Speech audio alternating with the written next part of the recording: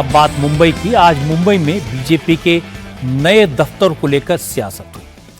असल में आज होम मिनिस्टर अमित शाह ने मुंबई में बीजेपी के नए दफ्तर की आधारशिला रखी। बीजेपी का नया ऑफिस चर्च गेट में बनेगा। 55,000 स्क्वायर फीट एरिया वाला बीजेपी का ऑफिस 2 साल में बनकर तैयार होगा। 11 मंजिल की इस बिल्डिंग में सारी मॉडर्न एमिनिटी फैसिलिटीज होंगी। बेसमेंट में 4 लेवल की पार्किंग होगी। बिल्डिंग में मीडिया सेंटर, कॉन्फ्रेंस हॉल के अलावा ऑडिटोरियम भी होगा जिसमें 400 लोगों के बैठने की व्यवस्था होगी। खास बात यह है कि बीजेपी के नए दफ्तर में चीफ मिनिस्टर के बैठने के लिए भी अलग से कार्यालय बनाया गया है। आज भूमि पूजन कार्यक्रम में अमित शाह ने कहा यह दफ्तर मुख्यमंत्री को याद दिलाता रहेगा कि वो पार्टी की वजह से इस पद पर पहुंचे। उन्होंने कहा कि महाराष्ट्र में अब बीजेपी बैसाखियों के सहारे नहीं है। मुंबई में भी बीजेपी का अपना शानदार ऑफिस होगा, लेकिन ये बात महाविकास अघाड़ी के नेताओं को पसंद नहीं आई। संजय राउत ने इल्जाम लगाया कि जिस जमीन पर बीजेपी का दफ्तर बनाया जा रहा है वो गैर कानूनी तरीके से हथियाई गई है। इसके बाद उद्धव ठाकरे ने भी अमित शाह पर गुस्सा निकाला।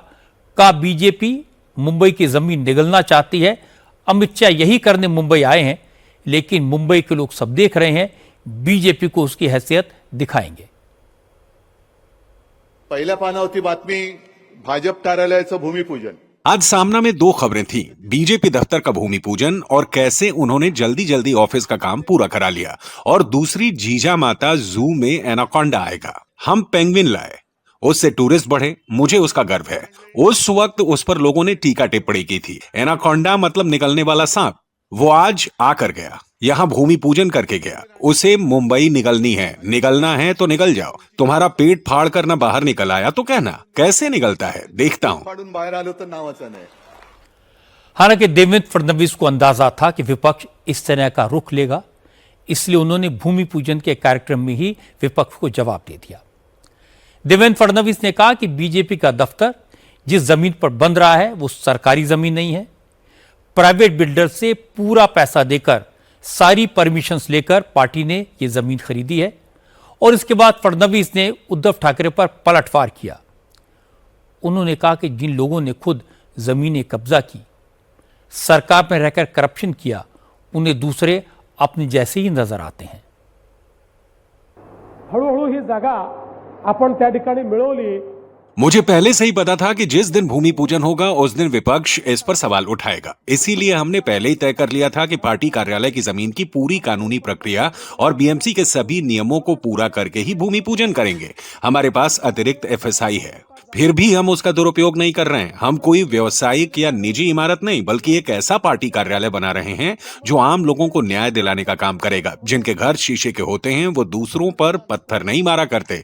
जो लोग खुद धन हड़पने और जमीन पर कब्जा करते हैं, उन्हें हम पर ऐसे आरोप लगाने का कोई हक नहीं है। अब राजनीतिक बयानबाजी तो होनी ही थी, लेकिन मुंबई में लगभग सभी राजनीतिक दलों के अपने अपने कार्यालय थे। बीजेपी इससे वंचित है। अब उन्होंने भी इसका इंतजाम कर लिया। राजनीतिक दल अपने पैसे से अपनी जमीन खरीदकर अपने ऑफिस बनाए, ये एक अच्छी परंपरा है। बरसों तक हमने देखा है कि सरकारी बंगलों पर कब्जा करके उन्हें पार्टी ऑफिसेज में कन्वर्ट कर दिया जाता था। न कोई किराया देता था, न पानी का बिल भरता था, न बिजली का बिल, और पार्टियां ऐसे ही चलती रहती थी।